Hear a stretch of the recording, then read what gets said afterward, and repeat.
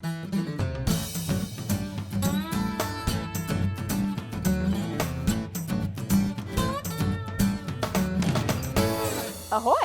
Gotta get the position of my sailor hat just right here because today we're gonna cruise along Ohio's beautiful North Shore, which is a splashing good time for boaters and fishermen, but also a very important dock for trade. For hundreds of years, large ships carried things like grain, lumber, coal, and iron ore in and out of the ports along Ohio's north coast, and they continue to do so today. These ships are working at all hours of the day and night, so sometimes when they dock, Ohio's picturesque coast looks like this. Not exactly an image worthy of a postcard. Lake Erie can be a very dark place for boats, so they need a guiding light to keep them safe. And that's the important job of Ohio's lighthouses. Perhaps the most well-known is the Marblehead Lighthouse. Nestled on the tip of a peninsula just north of Sandusky and Cedar Point, it's the oldest continually running lamp on the Great Lakes. In 1815, the government set aside $5,000 to build the lighthouse to guide boats safely into Sandusky Bay. The lighthouse was completed in 1821, but the source of the light wasn't a light bulb. Those wouldn't be invented for another 50 years.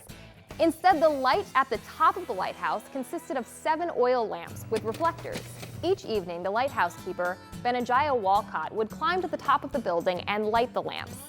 He also kept track of the ships that came and went and the weather conditions. When he passed away, his wife Rachel took up the duties, making her the first female lighthouse keeper on the Great Lakes. The Marblehead Lighthouse has that traditional shape that you're probably familiar with, but the Toledo Harbor Lighthouse has a much different shape. It's less lighthouse and more gingerbread house. Big freight ships headed to Toledo are guided by this unique lighthouse that was built in 1901. It's actually located in Lake Erie, about 5 miles from the shore, so it's surrounded on all sides by water. So if you're the keeper of this lighthouse, chances are you're not a people person. The light in this lighthouse was called a Fresnel lens, a special bullseye-shaped lens that bends light so it shoots out in a strong beam like a spotlight. Nowadays, the lighthouse is automated, so there's really no need for anyone to live out in the middle of Lake Erie, as much as some of us would like to.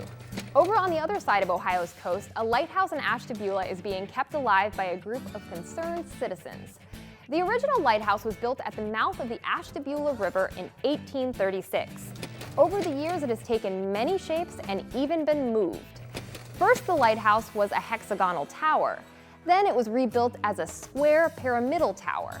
Finally, the latest version was a rectangular building. In the summer, a conservation group gives tours of the lighthouse. This was the last lighthouse of Lake Erie to be manned by a keeper until 1973.